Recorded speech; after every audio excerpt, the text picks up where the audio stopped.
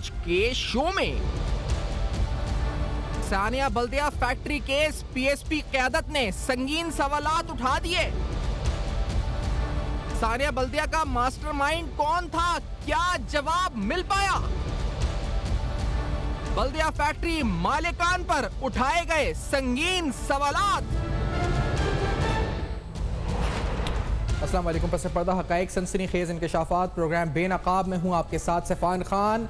बल्दिया factory fire case, इस पर कुछ संगीन सवालात उठे हैं। पाकिस्तान सरज़मीन पार्टी के इस पर सरबरा मुस्तफ़ा कमाल साहब की तरफ से कुछ अहम सवालात उठे हैं। ये सवालात इस फैसले से मुताल्लिक़ हैं, तफ्तीश पर हैं और कहा गया है कि एक जो ड्रग्स लेने वाला एक विटनेस था जिसने देखा इस वाक़े को, उस बुनियाद पे ये फैसला आया। मुस्तफ़ा कमाल साहब ने मजीद सवालात उठाए कि 4 चौकीदार जिनको सज़ा हुई है वो विटनेस थे, लेकिन उनको एज अक्यूज्ड इस पर जो है वो उसमें सज़ा हो गई है। और उन्होंने कहा जी कि वो नहीं चाहते कि बेगुनाहों को सज़ा हो, लेकिन बेगुनाहों को सज़ा हुई है, ये गलत है। इस फैसले को लेकर कुछ संगीन सवालात पीएसपी की क़यादत ने उठा दिए। इसी से प्रोग्राम का आगाज़। वोरा साहब साथ मौजूद हैं। अरशद वोरा साहब, क्या ये जो फैसला है ये सही नहीं है? तो फिर यह किसी ने करवाया ये फैसला? क्यों कोई करवाएगा? क्यों कोई फंसाना चाहेगा इन 4 चौकीदारों को? क्यों कोई एक गलत फैसला करवाएगा? क्यों कोई एमक्यूएम के जुबैर चरिया को और क्यों कोई एमक्यूएम के रहमान बोला को फंसाएगा? क्या कोई जान के करवा रहा है? ये क्यों होगा ऐसा क्यों कहते हैं आप लोग?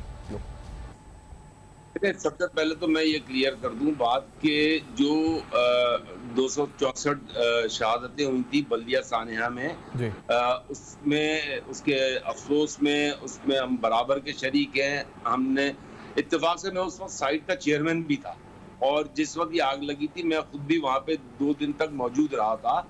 और बात ये है कि जिस फैक्ट्री में भी आग लगती है, पहले मैं आपकी बात का जवाब दे दूं कि मुस्तफ़ा कमाल ने जो बात कही, मुस्तफ़ा कमाल ने बात इस बात पर कही है कि जो फैसला आया है उन्होंने उस फैसले की रिपोर्ट्स को पढ़कर उसकी रोशनी में ये बात की है कि फैसले में एम्बिग्विटी है। और जाहिर सी बात है, एम्बिग्विटी है तो कोई भी इसको चैलेंज कर सकता है। लेकिन असल सवाल ये होता है कि जब फैक्ट्री मालिकान मौजूद ना हो, जिस फैक्ट्री में आग लगी हुई हो, 4 आदमी जब 3500 लोगों पर हावी हों तो ये पॉसिबिलिटीज बहुत कम होती हैं।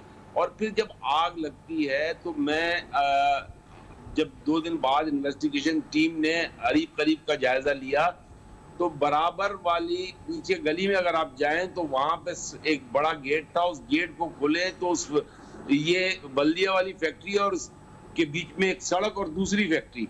अब अगर उस सड़क के बाद दूसरी फैक्ट्री है तो वो जो गेट, जिस गेट को बंद करके रखा गया था, जिस गेट को छुपाया गया था, अगर मालिक वहां मौजूद होता वो कहता कि एक गेट पीछे है। लोगों को फोन आ रहे थे कि हम बेसमेंट में हैं। किसी को तो पता होना चाहिए था कि बेसमेंट का दरवाजा, बेसमेंट जो है, अगर वो पीछे वाला दरवाजा खोल दे, जिस दरवाजे को इसलिए बंद रखा गया था कि फैक्ट्री, दूसरी फैक्ट्री को आग ना लग जाए जो कि बिल्कुल बराबर में उन्हीं की थी, अगर वो दरवाजा खोल दिया जाता तो शायद ये 200-250 लोग बच भी सकते थे जो कि बेसमेंट में सफोकेशन से मारे गए। तो ये जिम्मेदारी फैक्ट्री मालिक पर आयद होती है। फैक्ट्री मालिक को वहां पे मौजूद होना पड़ता है। जितनी आगे लगती है साइट में, मैं बहुत सारी मैंने फैक्ट्रियों में जब भी आग लगी है, मेरी अपनी फैक्ट्री में आग लगी है, मैं मौजूद रहा हूं। जब आप मालिक मौजूद नहीं होगा तो मालिक बता कैसे सकेगा? कौन बताएगा मालिक की जगह कि यहाँ जो है लकूनाज हैं, यहाँ से जो है हमारे पास एग्जिट्स हैं। एक एग्जिट था, बाकी सारी आप अगर देखें तो खिड़कियों को सील किया हुआ था, सारी खिड़कियां जो है सील थी। इट मीन्स आप क्लियरली बता भी रहे हैं, लेकिन इट मीन्स जो मैं समझ रहा हूँ, मैंने पहले पूछा भी कि आप कह रहे हैं कि फैक्ट्री मालिकान को बचाया गया, रहमान बोला, जुबैर चरिया, इनको फंसाया गया। क्यों कोई ऐसा करेगा? क्यों रहमान बोला और जुबैर चरिया को लोग फंसाएगा? क्यों हमाद सिद्दीकी को कोई फंसाएगा? क्या इंटेंशन हुआ था? कोई समझ में तो आया लॉजिकल बात के कोई इस वक्त ये कोई सियासी रहनुमा है बड़े? ये क्यों एमक्यूएम खुद कह रही है कि हमारा इनसे कोई ताल्लुक नहीं है, आप कह रहे हैं कि इन्हें फंसाया जा रहा है, ऐसा क्यों कह रहे हैं आप लोग? मेरी बात सुने, मेरी बात मुकम्मल तौर पर सुन लें प्लीज, मेरी बात सुन लें। लेकिन जो जजमेंट आई है उस जजमेंट में क्लियर एक चीज लिखी है कि जो एक वाहिद जो एविडेंस है, वाहिद जो गवाह है, वो गवाह चरस पीकर, उसने खुद गवाही में कहा है कि मैं नीचे चरस पी रहा था और फिर मैं ऊपर गया। ठीक है, अब बात यह है कि ये तो अदालत का फैसला है, ये एंटी टेररिस्ट कोर्ट का फैसला है। अब इस फैसले के खिलाफ अगर ये जुबैर और रहमान चाहें तो ये जा भी सकते हैं हाई कोर्ट में, क्योंकि इनके पास गुंजाइश है हाई कोर्ट में जाने की। या तो फिर ये फैसला आया होता, इसमें कोई 50 एविडेंसेस होती, 400 लोगों को उन्होंने इंटरव्यू किया या शायद उससे भी ज्यादा, और एक का भी जो है उसमें एविडेंस में कहीं कोई जिक्र नहीं आया कि उसने कोई ऐसी बात कही हो। सिर्फ और सिर्फ एक उस शख्स की बात सामने आई है जो कि खुद अपने मुंह से कह रहा है, और उसमें लिखा है, उसके बयान में लिखा हुआ है, उसकी एविडेंस स्टेटमेंट में लिखा हुआ है कि उसने कहा मैं चरस पी रहा था, मैं जुबैर के साथ नीचे बैठा हुआ और मेरे साथ 3 और लोग थे, चरस पी रहे थे। तो मैं सिर्फ ये नहीं कह रहा, मैं अब अदालत का फैसला गलत है या सही है ये तो फिर आला अदालत में जब जाएंगे इनके घर वाले, और मैं समझता हूँ शायद जाएंगे भी, तो फिर आला अदालतें इसको देखेंगी। सही है, लेकिन अच्छा साहब ये मुझे बताएं, क्योंकि आप सही कह रहे हैं, फैसला ये लीगल राइट है कि वो जाएं इस मामले को लेकर, लेकिन इसमें और भी तो मामलात हैं। इसमें एक पंजाब फॉरेंसिक लैब की रिपोर्ट भी है, फिर एक कराची यूनिवर्सिटी की केमिस्ट्री लैब कहा गया, उसने भी कहा कि ये आग जो थी वो पैटर्न में लगी है, ये प्रोग्रेशन जिस तरह से हुई उससे लगा कि ये लगाई गई है, ये शॉर्ट सर्किट की आग नहीं है। तो ये जो डॉक्यूमेंट्री एविडेंस जो सुल्तान ख्वाजा साहब की जो तहत जो GIT थी उसमें बनाए गए, तो वो डॉक्यूमेंट्री एविडेंस फिर किधर जाता है? वो उसमें तो ये साबित है कि ये इस पर टेररिस्ट या फिर ये लगाई गई आग थी, it was a planned activity, it was not an accident. Vora साहब देखिए, ये सारी चीजें जो है ना, मैं फिर अपनी बात को रिपीट करूंगा जी कि ये एविडेंसेस जो है ना, ये जितनी भी एविडेंसेस हैं, ये सारी एविडेंसेस जब आला अदालतों में जाएंगे तो फिर सामने आएंगी, क्योंकि अभी सच्ची बात है, ईमानदारी से मैं कहूंगा, मतलब रिपोर्ट मैंने भी पूरी कोई 200 पौने 300 सफ़े अभी पढ़े नहीं है। अदालतों में जाके आप कहते साबित होगा। एक ब्रेक लेते हैं लेकिन मेरी इस बात को आप इस बात को सिर्फान मेरी इस बात को नहीं करें जी। अच्छा वोरा साहब एक ब्रेक लेते हैं, इस ब्रेक के बाद अरशद वोरा साहब साथ हैं हमारे, let's take a break over here. इस ब्रेक के बाद तैमूर तारकुस साहब भी साथ होंगे। इस ब्रेक के बाद नाज़रीन हमारे साथ डिस्कशन जारी रहेगा।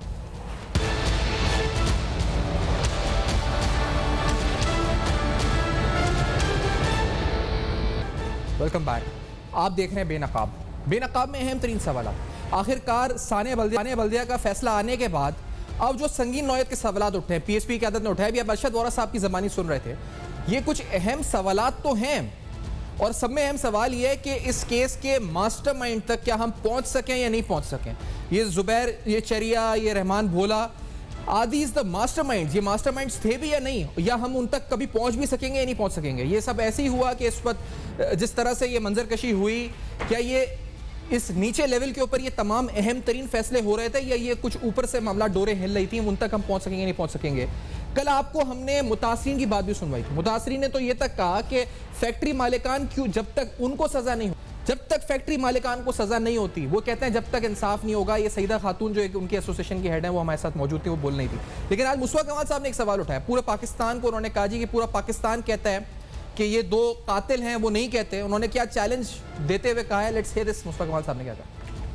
पूरा पाकिस्तान एक जुबान होकर कह रहा है कि ये कातिल हैं। मैं बोल रहा हूं नहीं है, मैं बोल रहा हूं नहीं है, और इंशाअल्लाह ताला मेरे रब ने आज तक मुझे रुसवा नहीं किया है। मुस्तफा कमाल ही सुरखरू हुआ है आज तक, और इंशाअल्लाह ताला आइंदा इस बात में भी सुरखरू होगा।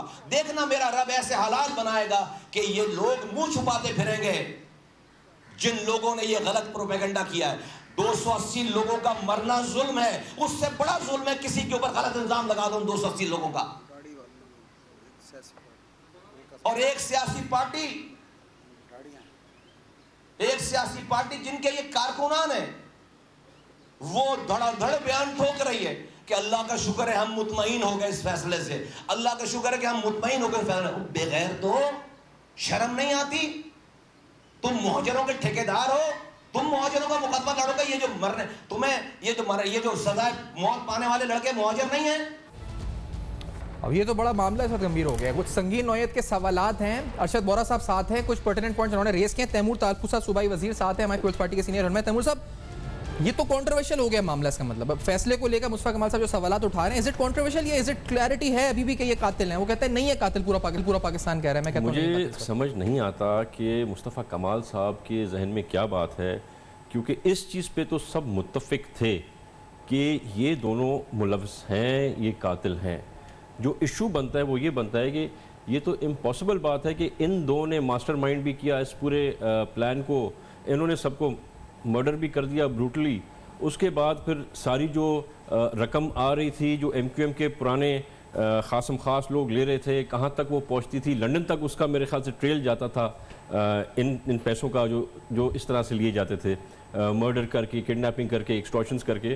तो यहाँ तक तो मेरे ख्याल से एग्रीड है कि ये ज़रूर कातिल हैं, पर जहाँ तक हमें पहुँचना है कि जो एक्चुअल मास्टरमाइंड था, क्योंकि मैं इतना यकीन रखता हूँ जो मैंने सियासत 20 साल की है या जो मेरा एक्सपीरियंस है कि यहाँ पर जो कुछ भी होता था it use to be plan from London से ये चीज़ें प्लान होती थी, फिर कराची में आती थी, फिर इनके सारे जो चंगे मुस्त थे उस ज़माने में, जो एक फ़ोन कॉल पे 4 लोग रात में बोरीबंद लाशों में डाल देते थे।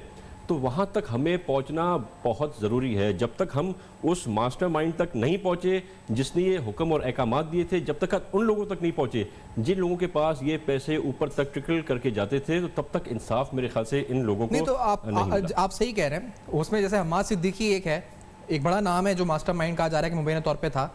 आपकी हुकूमत ने दावा किया था कि आप पहुंच गए हैं उस पर। मैं सुना देता हूँ, नासिर शाह साहब ने 2017 में कहा था अगर आप लोग पहुंच गए थे तो फिर वो किधर गए। मैं नासिर शाह साहब ने 2017 हमारे पास अगर रेडी है, लेट्स हियर दिस, के क्या कहा था।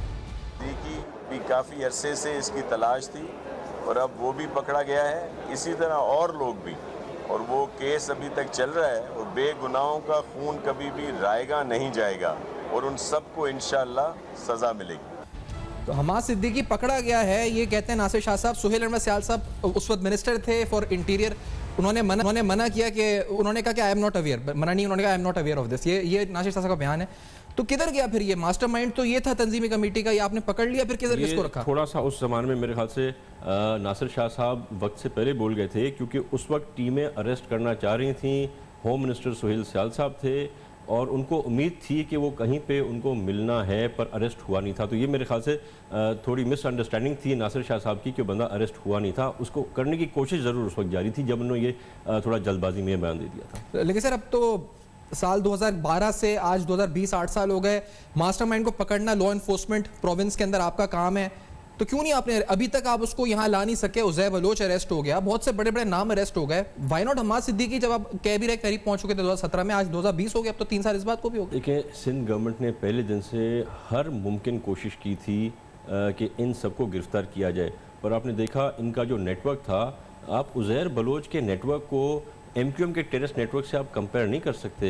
उज़ैर तो यहाँ आस-पास में खेलता था, वो ईरान तक जाता था।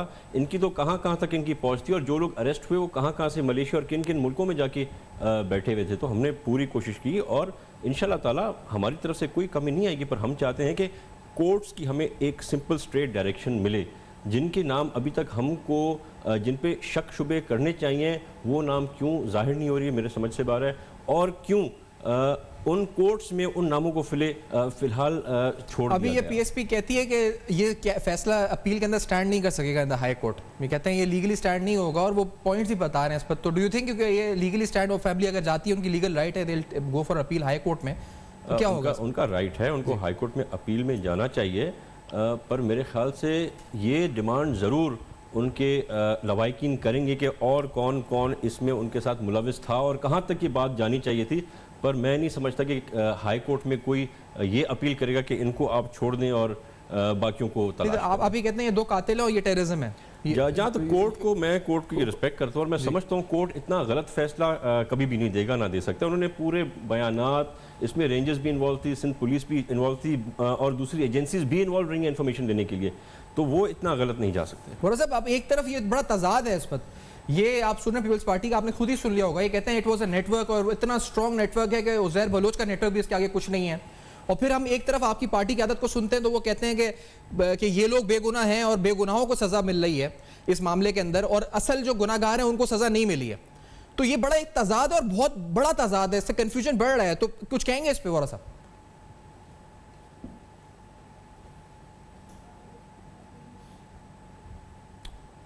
अरशद वोरा साहब का लिंक शायद हम तक इस वक्त नहीं पहुंच रहा है।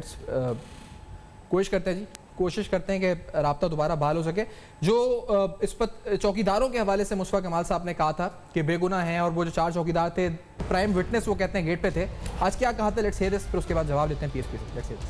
सबसे बड़ा कोई आई विटनेस होता, जो विटनेस होता, वो चारों गनमैन होते जो उस गेट पर मौजूद थे, और उनसे पूछ लिया जाता कि भाई अंदर कौन गया और बाहर कौन आया, कौन आग लगाने आया। तो ये 4 चौकीदार जो थे, ये कहते हैं मुश्ताक कमाल साहब के विटनेस थे और इनको ही जो इस वक्त सजा हुई, बेगुनाहों को सजा हुई। मैं और सब पूछना चाह रहा था, आप सब आवाज़ शायद उस वक्त गई नहीं गई, कि तैमूर साहब कह रहे हैं कि ये तो बड़ा स्ट्रॉन्ग नेटवर्क था क्रिमिनल्स का, हार्डकोर, और ये उज़ैर बलोच का नेटवर्क इनके आगे कुछ नहीं है। और एक तरफ मुश्ताक कमाल साहब हैं जो कह रहे हैं कि बेगुनाहों को सजा हो गई है इसमें, और गुनाहगार जो है बच गए, यानी मालिकान जो बच गए फैक्ट्री के, और ये टेररिज्म नहीं है, वो अभी भी कायम है इस मौके पे। ये बहुत बड़ा तजाद है, इससे बड़ा कंफ्यूजन हो रहा है। आपका कुछ कहना है इसके ऊपर वोरा साहब? देखिए, असल में तैमूर साहब ने प्रोग्राम लेट ज्वाइन किया है, उस वक्त हम ये चीज डिस्कस कर चुके थे, and if you would allow me I would repeat it again, कि एक तो विटनेस की बात हुई कि एक विटनेस था, और जो पूरी ये जो रिपोर्ट आई है, जो कोर्ट की रिपोर्ट आई है, एटीसी की जो रिपोर्ट आई है, उसमें एक विटनेस है, 400 लोगों को उन्होंने टेस्टिफाई किया था, लेकिन उसके बाद एक शख्स की रिपोर्ट आई है, और वो शख्स ये कह रहा है कि मैं नीचे बैठकर चरस पी रहा था जुबैर के साथ, और फिर मैं ऊपर गया हूँ और उसको हर तरफ जुबैर ही जुबैर नजर आ रहा था। तो ये अपार्ट फ्रॉम दैट, ये शायद तैमूर साहब बात मेरी नहीं सुन सके कि मैं इसलिए, क्योंकि मैं वहाँ मौजूद था, मैं I was the chairman site at that time, और मैं वो जो पहली इन्वेस्टिगेशन टीम थी, I was part of that team, जिसकी बेस पर हमने ये इल्जाम लगाया था मालिकों पे कि एक तरफ तो पूरी फैक्ट्री सील थी, उस वक्त CNN भी आया था, BBC भी आया था, सबको मैंने विजिट्स करवाए थे, और उसके बाद वो जो पीछे के गेट को हमने आइडेंटिफाई किया, उसको हमने तोड़वाया। हमने जब देखा गेट को जब तोड़ा गया, तो उससे कुछ 5 कदम आगे सीढ़ियां थी बेसमेंट की, और जिस बेसमेंट में 200 लोग मरे हैं, तो अगर वो गेट उस वक्त पहले तोड़ दिया जाता, लोगों को जो फोन आ रहे थे मजदूरों के, औरतों के, कि हम बेसमेंट में फंस गए हैं, बेसमेंट में सफोकेशन से जो 200 लोग मरे, अगर उस गेट को तोड़ दिया जाता उस वक्त, तो ये 200 लोग तो ना मरते ना। तो ये जिम्मेदारी मालिक की बनती है, मालिक को वहां मौजूद होना चाहिए था, उसको पता होना चाहिए था कि बेसमेंट में लोग फंसे हुए हैं, तो चलो पीछे का जाके दरवाजा तोड़ो, और खुद अगर नहीं आ सकता था खौफ से, तो अपने किसी मैनेजर को कहता, वो वहां पे इतने सारे लोग थे, उनको किसी को कहता। बात यह है कि 200-250 लोग मर रहे हैं फैक्ट्री में, 3500 थे, 250 मरे, 260 मरे, अल्लाह ना करे 300 भी हो सकते थे। तो ये तो मैं टोटल 100% जिम्मेदारी सबसे पहले मालिकों पे जाती है। और दूसरी रही बात, जो देखिए मैंने ये कहा था कि जो इनके घर वाले हैं, ये जुबैर और रहमान, जिनको सजाए मौत हुई है, और बाकी भी जो दूसरे लोग हैं, जो पुलिस वाले हैं, सिक्योरिटी वाले हैं, उनके घर वाले तो डेफिनेटली वो कोर्ट में तो जाएंगे ही ना। वो कोर्ट में क्यों नहीं जाएंगे? They will try all the options, तो let them go into the court and let us see what happens in the future. But एक और बड़ा इंपॉर्टेंट सवाल है सलमान, जो कि इट्स वेरी बिग क्वेश्चन, कि उस वक्त सिंध गवर्नमेंट ने, फेडरल गवर्नमेंट ने और बहुत सारे लोगों ने काफी अनाउंसमेंट्स की थी ये 264 लोगों की फैमिलीज के लिए। Apart from all these announcements, एक जो है इंश्योरेंस मनी, क्योंकि एक्सपोर्ट जब गारमेंट आप करते हो तो उसकी सर्टिफिकेशन इंटरनेशनल बॉडीज हैं, जैसे ओकोटेक्स है, गॉट्स है, इस किस्म की बॉडीज हैं। उन्होंने कई $मिलियन में जो है वो इंश्योरेंस मनी पे करनी थी, और वो पे हो गई थी। क्या वो मालिकान को हुई है या किसको हुई है? इनको तो जहां तक मेरी नॉलेज है नहीं हुई है। वो पैसे कहां गए भाई? वो 260 लोगों के लिए थे। This is again a big question. एक तो उन्होंने जो अपना केस लड़ा था एक फैक्ट्री जर्मनी के साथ, और फिर वो जीता था, जैसे आप जो कह रहे हैं बड़ा इंपॉर्टेंट सवाल है इसके साथ साथ। लेकिन बात वही है इस पर तैमूर साहब के, ये कहते हैं कि ये हादसा था और मालिकान जिम्मेदार हैं, और लवायकीन भी यही कह रहे हैं कि इस वक्त मालिकान कहाँ हैं फैक्ट्री के, वो गिरफ्तार क्यों नहीं हुए अभी तक, उनके खिलाफ कुछ क्यों नहीं हुआ। लेकिन इस ब्रेक के बाद इस बात को सवाल को उठाते हैं। इस ब्रेक के बाद नाज़रीन, छोटा सा ब्रेक है। साने बल्दिया के हवाले से मामला कुछ हद तक कॉन्ट्रोवर्शियल फैसले पर सवाल उठाए गए PSP की तरफ से। इस ब्रेक के बाद उठाएंगे हमारे साथ।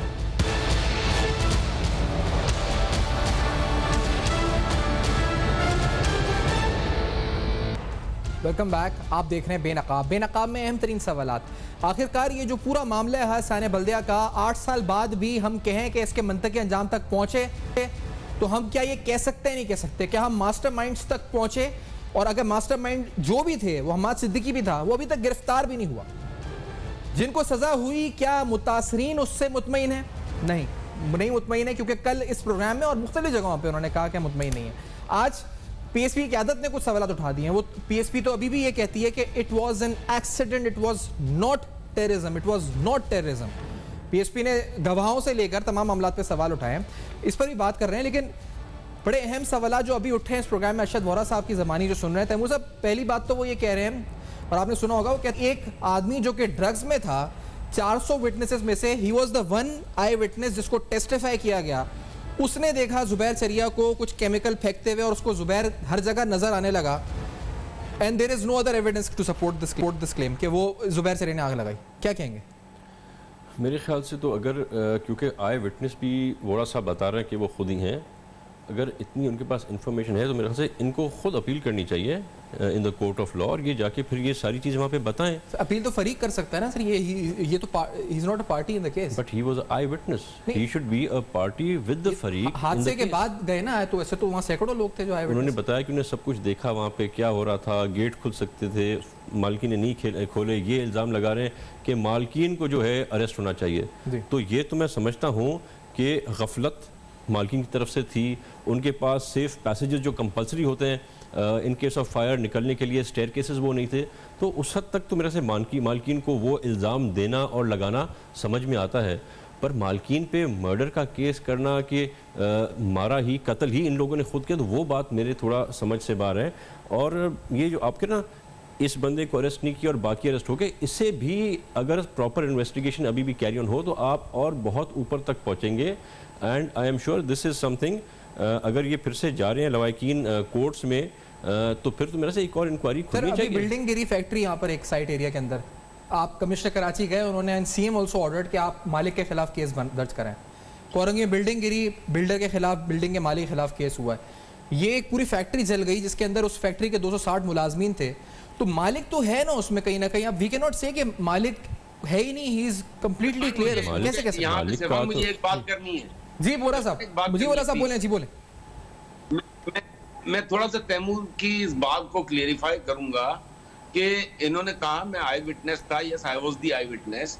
इन्होंने कहा कि फिर मुझे आगे जाना चाहिए था, I was the part of the first investigation committee जो सुल्तान ख्वाजा साहब की सरबराही में थी, मुगल साहब थे, I was part of that. और उस रिपोर्ट की रोशनी में मालिक को अरेस्ट किया गया था, जो 6 महीने जेल में भी रहा, बाद में वो बेल होकर बाहर चला गया। तो हम तो ऑलरेडी फर्स्ट एक रिपोर्ट जमा करा चुके थे जिसकी बेस पर वो मालिक जेल में भी गया। नहीं वो सही, वो आपको कह रहे हैं कि आप अब फरीक बन जाए, वो रिपोर्ट है वो, लेकिन फिर वो बेल से निकल गया। अब आप चाहते क्या वोरा साहब? यानी पीएसपी ये चाहती है कि ये केस जो रहमान बोला और जुबैर चरिया पर है, ये मालिकाने खिलाफ हो, दे आर द मास्टरमाइंड्स, ये वो मेन कल्प्रिट्स है और ये एक्सीडेंट था, ये मुताबिक पीएसपी। बात देखिए, बात मास्टरमाइंड की नहीं हो रही, बात हो रही है जो मैं समझता हूँ वो ये कि it was an accident. Accident को किस तरीके से आप उसमें मिनिमाइज लॉसेस करवा सकते हो ऑफ ह्यूमन लाइव्स, वो फिर मालिक की जिम्मेदारी होती है, because he knows his factory very well. वहां पर अगर जो मैंने अपनी बात को मेरे ख्याल से बारहा रिपीट किया है कि अगर वो चले किसी खौफ से वो नहीं आए, वो फोन करके कह सकते थे कि भाई वो पीछे वाला गेट खोल दो, पीछे वाला गेट खोल दो, उधर से लोग निकल आएंगे जो लोग, क्योंकि वहां फोन आ रहे थे ना। अगर आपको याद हो उस इंसिडेंट पे, तो लोगों के अपने अपने घर वालों को फोन आ रहे थे कि मैं बेसमेंट में छुपा हुआ हूँ, मैं बेसमेंट में छुपा हुआ हूँ। ज्यादातर लोगों के यही थे कि हम बेसमेंट में छुपे हुए हैं, कुछ बाथरूमों में छुपे थे, कुछ इधर उधर जो कुछ भी था। बहरहाल majority of them were in the basement and that becomes the responsibility of the owner कि वो ये कहे पीछे का गेट खुदारा खोल दो ताकि ये लोग जो निकलना चाहें वो निकल सकें। तो जानी नुकसान इससे कम हो सकता है। लेकिन वोरा साहब एक इसका सवाल और भी है, आपने जो बातें की ठीक है, ये सारे फैक्ट्स हैं, आप सवाल जो उठा रहे हैं on the basis of document evidence जो आप उठा रहे हैं केस की बुनियाद पे, तैमूर साहब भी अपना मौके इस पे दे रहे हैं। एक सवाल ये है कि आपकी पार्टी की आदत एक सॉफ्ट कॉर्नर रखती है हम्माद सिद्दीकी के लिए। कल मुस्तफा साहब से किसी शो में पूछा गया, उन्होंने कहा कि मैं सॉफ्ट कॉर्नर से भी 2 कदम आगे रखता हूँ हम्माद सिद्दीकी के लिए। क्या ये वजह तो नहीं है इस वजह से आप लोग कह रहे हैं कि ये बेगुनाह है और हम्माद सिद्दीकी को बचाने के लिए कोशिश हो रही है? देखिए बात यह है, अगर हमाद सिद्दीकी का कुछ होता तो केस में उसके खिलाफ कोई एविडेंस ना आई है ना कुछ है, कोई चीज मेंशन नहीं है, because he was not present, उनको इश्तिहारी करार दे दिया गया। तो ये एक डिफरेंट सब्जेक्ट आ जाता है। अब किसके नाम आए, हम बात कर रहे हैं जिनको फांसी हुई है, मैं सिर्फ उसकी बात कर रहा हूँ कि जिनको फांसी हुई है उनको दोबारा इसको रिविजिट करना चाहिए, हायर कोर्ट्स को इसको रिविजिट करना चाहिए कि आया ये ठीक है या गलत है। हम ये नहीं कहते कि ये गलत, ये फैसला जो है बिल्कुल गलत है या ये फैसला सही है। हम सिर्फ ये कहते हैं कि देखें, एक एविडेंस जो कि खुद कह रहा है कि मैं चरस पी रहा था। अब आप मुझे बताएं, एक आदमी जो चरस पी कर ऊपर जाएगा और वो कह रहा है मैं उस कमरे में गया वहां जुबैर चढ़िया, मैं उधर गया वहां जुबैर चढ़िया। अरे भाई, तू जिधर जा रहा है तुझे जुबैर ही जुबैर दिख रहा है, तो फिर what else do you expect? उन्होंने अपना काम कर दिया, उन्होंने कहा I have done my part, मैं इन्वेस्टिगेशन में शामिल था शुरू में, और वो जो कह रहे हैं कि एविडेंस एक चर्ची की एविडेंस के बुनियाद पे फैसला। मैं बेसिकली ये दूसरा पहलू भी बंद ना होना चाहिए ना, जो दूसरा बहुत इंपॉर्टेंट पहलू है, अरशद भाई ज़्यादा उसमें मुझे बता सकते हैं, जो 1.5 मिलियन 2.5 मिलियन हर महीने भत्ता फैक्ट्री से जाता था, वो किसको जाता था, वो आगे किसको किसको देते थे, वो तो एक फैक्ट है ना, वो तो प्रूव हो चुका है, ट्रांजैक्शन भी मिल गई है इनको।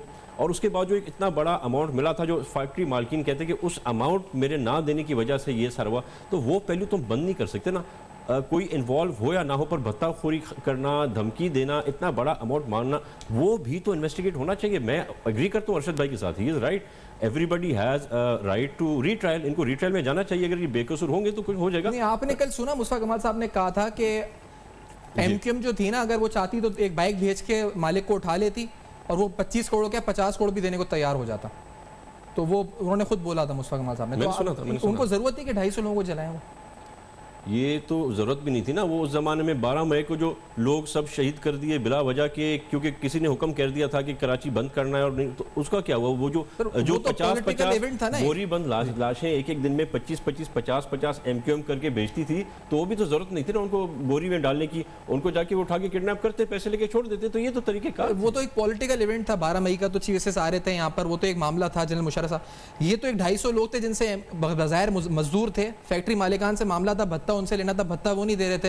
वो कहते हैं एक बाइक भेजते, बाइक क्या फोन ही करते, एमक्यूएम का इतना दौर था, वो आके खुद ही दे देते आके। तो वो जो इतने लोग भत्ता नहीं देने पर जो मर्डर हुए, किडनैप होकर वापस कभी घर ही ना गए, तो उनके साथ फिर क्यों नहीं हुआ? This is a different situation everyone. ये हम नहीं कह सकते कि ये करके क्यों किया, ये 250 वो बात है कि 260 पीपल हैव डाइड, तो उसका तो एक आप स्टांस नहीं हटा सकते, ये क्यों नहीं किया या उसको क्यों नहीं अटेंड किया, तो 100 तरीके कार थे। एमक्यूएम जो टेररिस्ट बिंदु ने कभी सोचा कि किसके बेटे को मारे, किसके, लेकिन सवाल ये है कि आज भी अगर लोग, बहुत से लोग मुतमईन नहीं है फैसले से, बहुत से मुतमईन है, इट्स अ डिसीजन, कोर्ट का फैसला है, और इस पे ऑनरेबल कोर्ट का फैसला है, जो आगे जाके अपील हो सकता है, अपील हो सकता है, अपील में जाना चाहिए। लेकिन आर यू सेटिस्फाइड? आप सेटिस्फाइड हैं? I will not be satisfied जब तक वो मास्टरमाइंड और वो प्लानर्स मिलेंगे जो इस सारी चीज़ के पीछे हैं, जिन्होंने ये हुक्म दिए। ये लंदन से हुक्म हुआ, ये कराची के किसी पॉश एरिया से हुक्म हुआ, जब तक वो नहीं जानते तब तक मैं बिल्कुल भी सेटिस्फाई नहीं हूँ, और ना ही कराची की आवाम या सिंध के लोग सेटिस्फाई होंगे। नहीं तो सर, वो कोई छुपे हुए चेहरे थोड़ी हैं, वो इधर ही अभी एक लंदन में जो एक साहब हैं, उसके अलावा तो यहाँ पर है ना सारे, इस वक्त कहाँ है वो? जिनके ऊपर आप या ये लोग ट्रायल खोलना चाह रहे हैं ना, जिनके बारे में जिनको आप बचाने चाह रहे हैं, उसी तरह आई एम श्योर कि ऐसे बहुत से लोग हैं जो दूसरे चेहरों को भी बेनकाब करना चाह रहे हैं। अब वो घबरा रहे हैं, वो डर रहे हैं, वो परेशान हैं, या फिर जो मैं बात कर रहा हूँ वो गलत है, तो वो तो I can not claim on that. तो अभी तक बहुत से चेहरे बेनकाब हैं जो उस पर जिनके चेहरे उठने चाहिए, का ये मुतालबा है। अच्छा साहब, अब ये तो इसके पीछे और चेहरे पसे पर्दा, तैमूर साहब कह रहे हैं वो जब तक बेनकाब नहीं होंगे, जब तक ये मुतमईन नहीं होंगे, आप कह रहे हैं कि इस पर टेररिज्म है ही नहीं, एक्सीडेंट है। नाउ व्हाट, इसका मामला बढ़ेगा कहाँ जाके मंतक इल्जाम होगा? देखिए, मैं ये कह रहा हूँ कि जिस तरह तैमूर साहब ये कह रहे हैं कि ये एक इसके पीछे कोई मास्टरमाइंड है, अगर तो तैमूर साहब की मतलब उनका ये ओपिनियन है।